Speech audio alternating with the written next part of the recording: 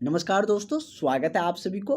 आज हम लोग बहुत ही इम्पोर्टेंट क्वेश्चन करने जा रहे हैं मिडवाइफरी का। जो भी कैंडिडेट एएनएम जीएनएम ड्रेसर का है उन सारे कैंडिडेटों के लिए बहुत ही महत्वपूर्ण टॉपिक चल रहे हैं और इसका वीवीआई क्वेश्चन का सीरीज हम लोग मिडवाइफरी का कर रहे हैं। जैसे कि हम लोग बहुत सारा क्वेश्चन इसका किए भी है। नया टॉपिक जो था उसका भी 2 लेक्चर में हम लोगों ने पूरा किए। उसमें हमने पिछले क्लास में आपको फोटोग्राफ के बारे में डिटेल में बताया।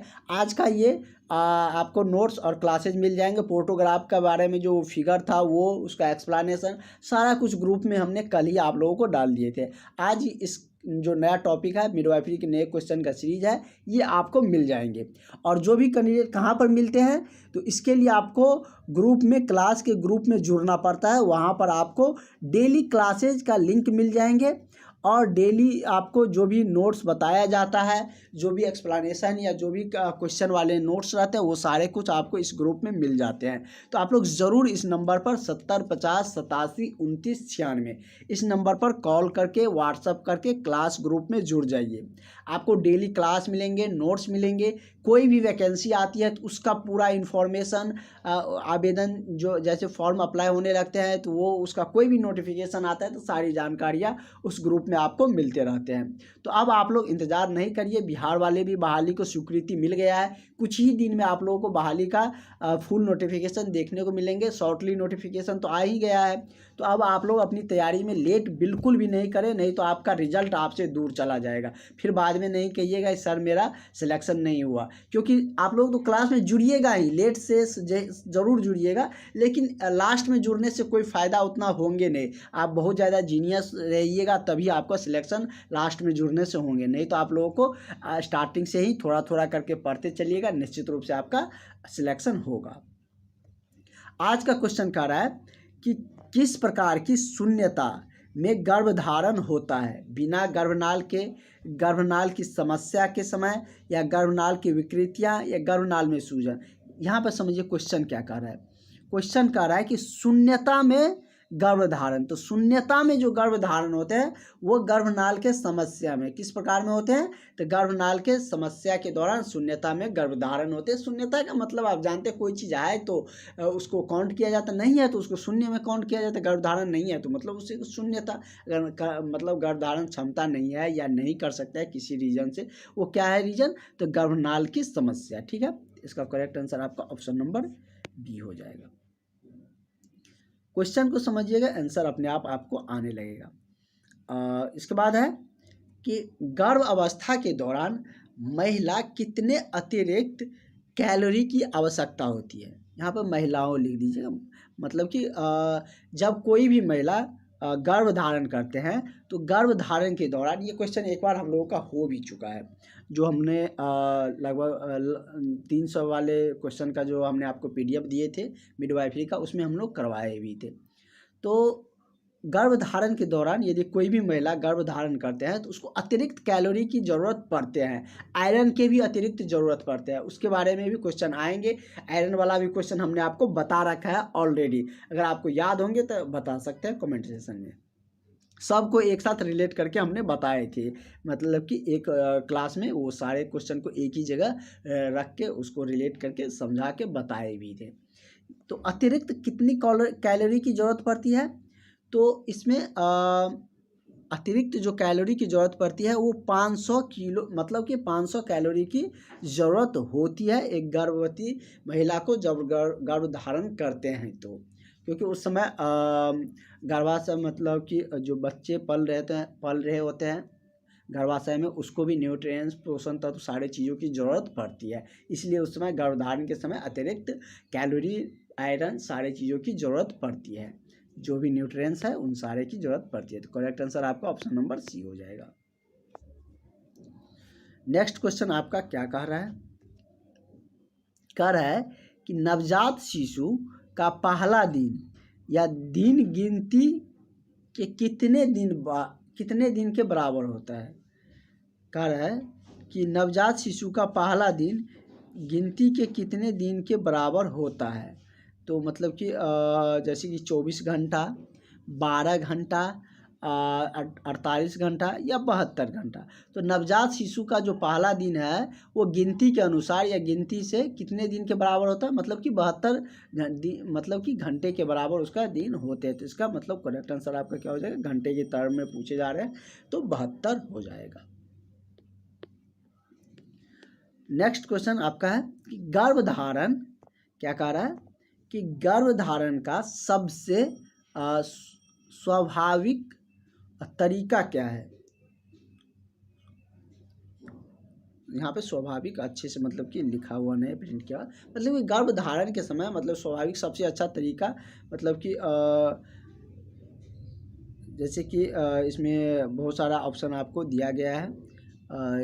जैसे इसमें मतलब कि इसमें ये होंगे, क्वेश्चन में थोड़ा सा त्रुटि लग रहा है कि गर्भधारण का सबसे स्वाभाविक तरीका क्या है, मतलब कि गर्भधारण को रोकने का सबसे स्वाभाविक तरीका क्या होगा। जैसे कि कॉन्डोम दिया है, उसके बाद क्या होगा, दूसरा है गर्भ निरोधक पिल्स, उसके बाद है पुलिंग आउट मेथ जिसको जीपीओ कहते हैं, या निर्धारण की गई डिटंग से निरोध जो गर्भ निरोधन होता है वो।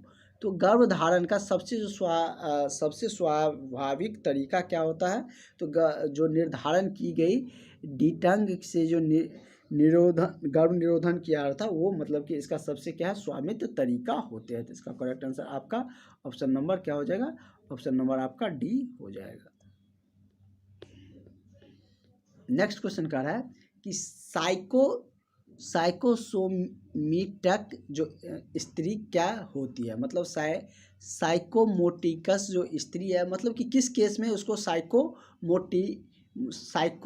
साइकोसोमिटक कहा जाता है, किस स्त्री को किस केस में, मतलब कि किस केस में, जब बच्चा को जन्म देता है उस केस में, या जब किसी भी रोगी का इलाज कर सकती है उस केस में, या जीवन धारा के लिए अपने बच्चों की आवश्यकता नहीं होती है, या गर्भनाल के समस्या होती है, मतलब कि किस टाइप में किसी स्त्री को कहा जाता है साइकोसोमिटक।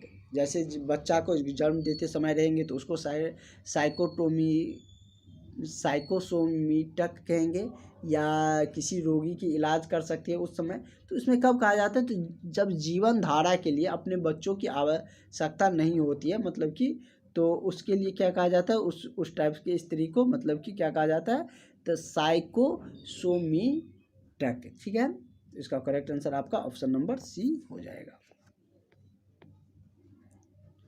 अगला क्वेश्चन आपका कह रहा है कि गर्भ अवस्था के दौरान, क्या कह रहा है, गर्भ अवस्था के दौरान ज़रूरत के हिसाब से अधिक आहार कितने महीने तक लिया जा सकता है, मतलब कि जितना ज़रूरत है उससे अधिक आहार कितने महीने तक लेना चाहिए, और उसके बाद ज़रूरत से ज़्यादा मतलब जो आहार है वो नहीं लेना चाहिए। ये कहने का तात्पर्य है, इसका सीधा कहने का है कि गर्भधारण के दौरान ज़रूरत के हिसाब से अधिक आहार कितने महीनों तक लिया जा सकता है, 2 महीने, 4 महीने, 6 महीने, या पूरे गर्भ अवस्था के दौरान। तो इसमें कह रहा है कि गर्भधारण के मतलब कि जो ज़रूरत होंगे, जो गर्भधारण करेंगे, कोई भी महिला गर्भधारण करते हैं तो उसकी ज़रूरत के हिसाब से थोड़ा सा अधिक आहार लेना पड़ता है, या चाहे पोषक तत्व को लेकर चाहे न्यूट्रिएंट्स, जैसे कि क्या जितना भोजन करते हैं उससे अधिक मात्रा में अलग से क्या करते हैं, आयरन की डोज जो भी मेडिसिन होते हैं वो देते हैं। ये सब पूरे गर्भ अवस्था के पीरियड के दौरान चलते हैं, मतलब कि गर्भ अवस्था के दौरान ज़रूरत के हिसाब से थोड़ा अधिक आहार न्यूट्रिएंट्स की ज़रूरत होती है। जैसे कि हमने अभी ही देखे थे कि किसी भी गर्भवती महिला को अधिक कैलोरी की ज़रूरत पड़ती है, सिर्फ कैलोरी ही नहीं और भी पोषक तत्वों की आवश्यकता पड़ती है। तो अधिक पोषक तत्व मिलेंगे कहाँ से, तो जितना भोजन की आवश्यकता उससे थोड़ा अधिक, मतलब इतना नहीं कि मतलब ज़्यादा अपकार कर जाए, जितना मतलब कि शरीर पाचन कर सके। तो उससे क्या होंगे कि जो भी अतिरिक्त हमारे जो भी उस बॉडी को अतिरिक्त ज़रूरत होंगे न्यूट्रिएंट्स के वो मिलेंगे। ठीक है, तो ये कब तक पर कि मतलब कि होना चाहिए, तो पूरा गर्भ अवस्था के दौरान। तो इसका करेक्ट आंसर क्या हो जाएगा, ऑप्शन नंबर आपका डी हो जाएगा। बहुत ही इजी था, इसमें थोड़ा सा समझने का था और कुछ इसमें उतना था नहीं। अगला क्वेश्चन क्या कह रहा है, कह रहा है कि नवजात शिशु, क्या है कि नवजात शिशु के नाभिक को कब बंद किया जाना चाहिए। मतलब जब बच्चा जन्म लेते हैं तो जन्म के कितने समय बाद या कब बंद उसके नाभिक नाल को बंद कर देना चाहिए। जैसे चिमटा टाइप का होता है वो लगाते हैं ना शिशु में, जन्म के कुछ समय बाद देखते हैं, तो वही आपसे पूछे जा रहे हैं कि नवजात शिशु को जो नाभिक में कब तक, मतलब कि नाभिक को कब तक बंद किया जाना, मतलब कि कब तक उसको बंद किया जाता है। कब बंद किया जाना नहीं है, मतलब कि कब तक उसको बंद किया जाना चाहिए, मतलब कि कब तक उसको बंद करके रखा जाता है नाभिक नाल को। जैसे 1 घंटे के अंदर या 2 घंटे के अंदर या 24 घंटे के अंदर या 48 घंटे के अंदर। तो ये नाभिक नाल को कब बंद कर दिया जाता है, मतलब या बंद करके रखा जाता है, तो ये कब किया जाता है, तो ये 2 घंटे के अंदर में। कब, तो जब जन्म लेते हैं शिशु, तो नवजात शिशु, तो उसके 2 घंटे के अंतराल पर नाभिक नाल को बंद कर दिया जाता है। ठीक है, तो इसका करेक्ट आंसर आपका क्या हो जाएगा, ऑप्शन नंबर आपका बी सही हो जाएगा। नेक्स्ट क्वेश्चन है हम लोगों का, कह रहा है कि गर्भ अवस्था के दौरान, क्या कह रहा है कि गर्भ अवस्था के दौरान महिला को कौन सी स्थिति में सोना चाहिए। मतलब कि जैसे सोने का बहुत सारे तरीका होता है ना, करवट, जैसे कि कोई मतलब सीधा सोते हैं या पेट के बल से सोते हैं या लेफ्ट या राइट करवट लेकर सोते हैं। तो वही कह रहा है कि मतलब कि गर्भ धारण के समय में ये सब चीज़ों को ध्यान रखा जाता है, ये सब चीज़ों पर केयर किए जाते हैं। जब आप लोग जॉब पे जाइएगा, आप लोगों की जब नियुक्ति होंगे, तो जब भी कोई गर्भवती पेशेंट आएंगे तो उसको ये सब सलाहें आपको देना पड़ेगा कि किस तरीके से गर्भवती महिला को मतलब कि सोना चाहिए, पेट के बल से या पेट के बल के नीचे, मतलब कि पीठ के जैसे सीधा सोते हैं या सीधे पीठ के साथ, या पेट के बल के ऊपर। तो कैसे सोया जाता है, तो पेट बल के नीचे, मतलब कि पेट बल के नीचे मतलब कि सोए जाते हैं कि कब, तो गर्भवती किसी में जब गर्भ धारण करते हैं तो पेट बल के नीचे मतलब कि उसको सोए जाते हैं। ये उसका सोने का मतलब कि सही तरीका है।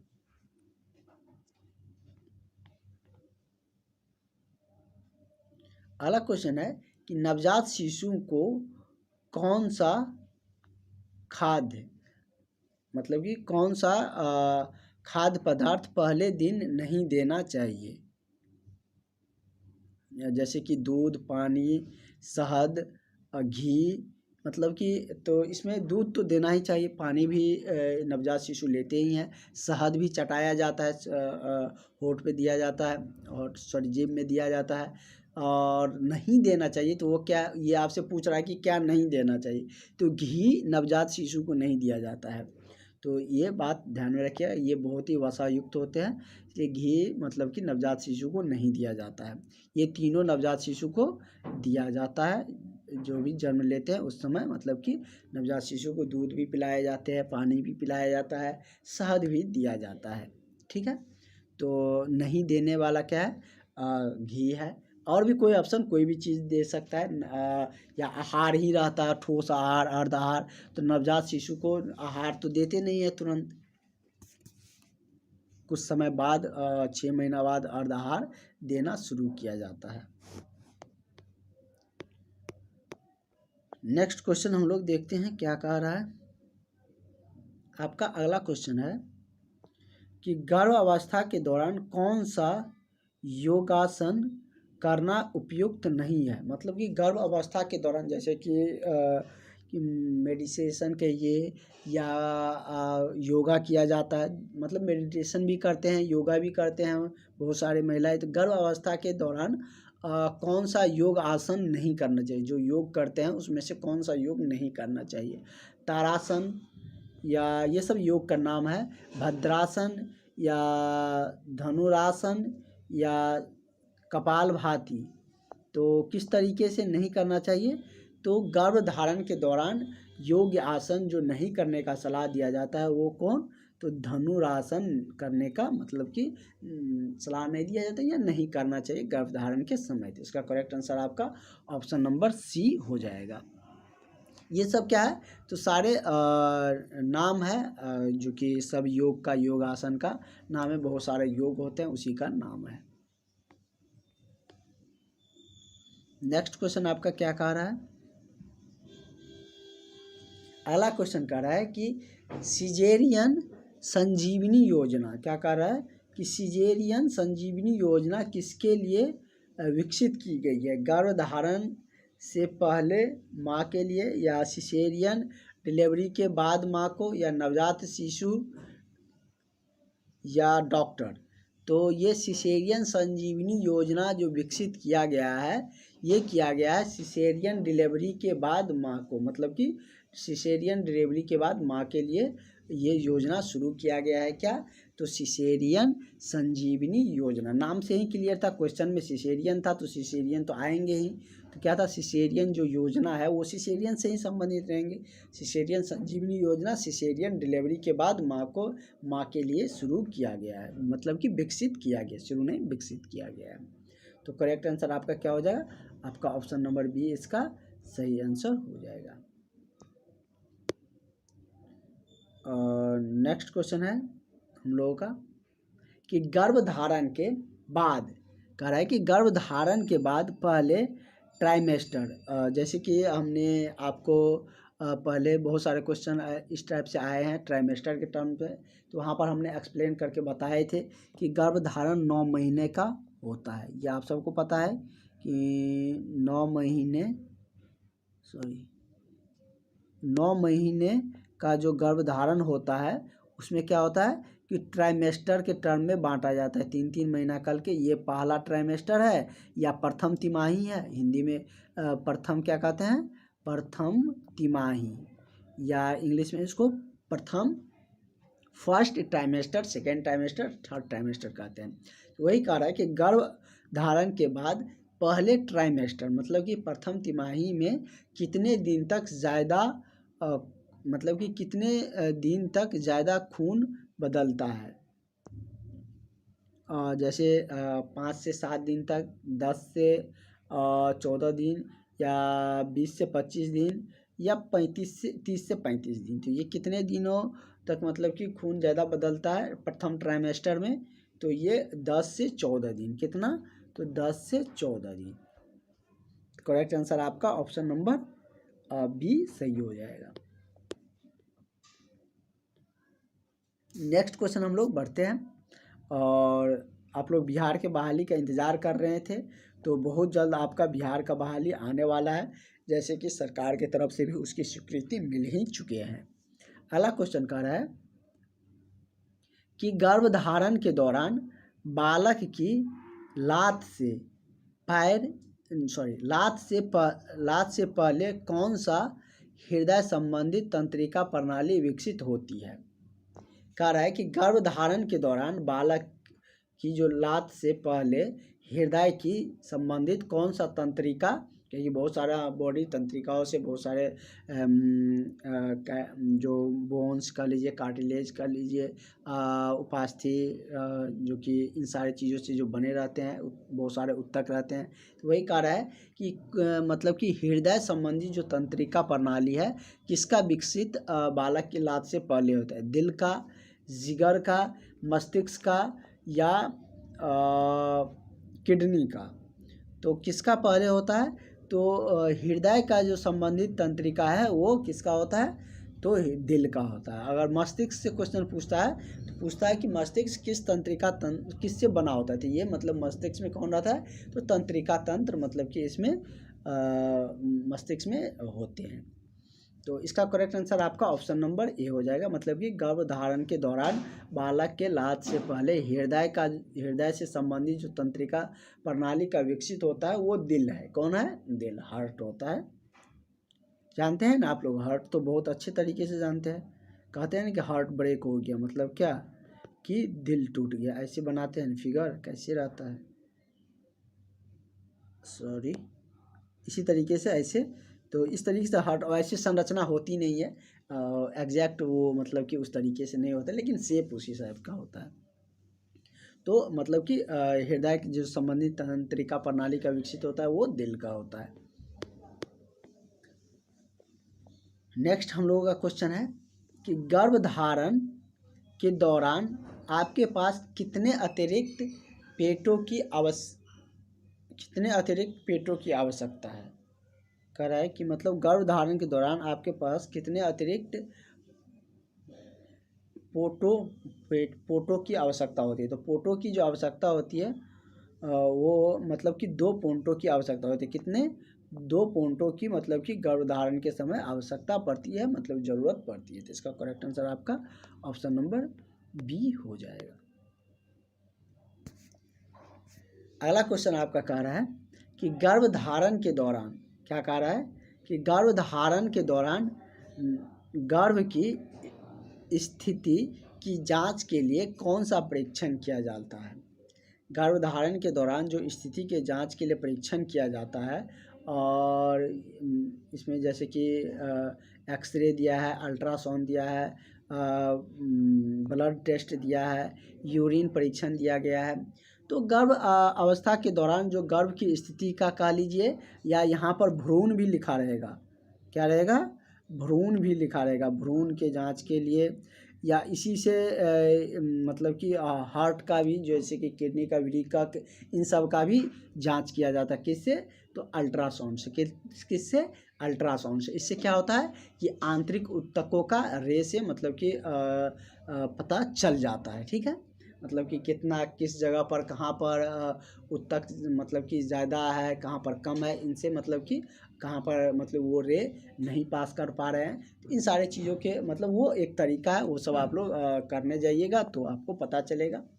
तो मतलब कि गर्भधारण के जो दौरान जो गर्भ की स्थिति का जांच किया जाता है वो अल्ट्रासाउंड से किए जाते हैं, या वो यहाँ पर रहेगा कि भ्रूण की जो परीक्षण किया जाता है वो किससे किया जाता है, तो अल्ट्रासाउंड से किया जाता है। ठीक है, तो इसका करेक्ट आंसर आपका क्या हो जाएगा? ऑप्शन नंबर आपका ए सही हो जाएगा। ठीक है, और आगे का हम लोग जो क्वेश्चन रहेंगे उसको नेक्स्ट क्लास में और कंटिन्यू करेंगे। बहुत ही ये क्वेश्चन सब आसान है, ज़्यादा दिक्कत है नहीं। और इसके बाद होगा तो अल्ट्रासाउंड के बारे में और हम कल चर्चा करेंगे, और इससे आगे की जो क्वेश्चन है उन सबको कल हम लोग कंटिन्यू रखेंगे। और इस तरीके से आप लोगों का कंटिन्यू क्लासेस चल रहे हैं। जो भी अभ्यर्थी अभी तक भी क्लास नहीं ज्वाइन किए हैं वो सारे कैंडिडेट इस नंबर पर 7050872996 इस नंबर पर कॉल करके, व्हाट्सअप करके क्लास में ज़रूर जुड़ जाइएगा, जिससे कि आपकी तैयारी बेहतर हो सके और आप इसी बार अपना जॉब ले सके। आपकी तैयारी अच्छे रहेंगे तभी आपका रिजल्ट होगा, और आप उसमें आपका मेरिट लिस्ट बन सकता है। ठीक है, तो आगे की क्लासेज हम लोग को चलते रहेंगे। मिलते हैं नेक्स्ट क्लास में। Thank you.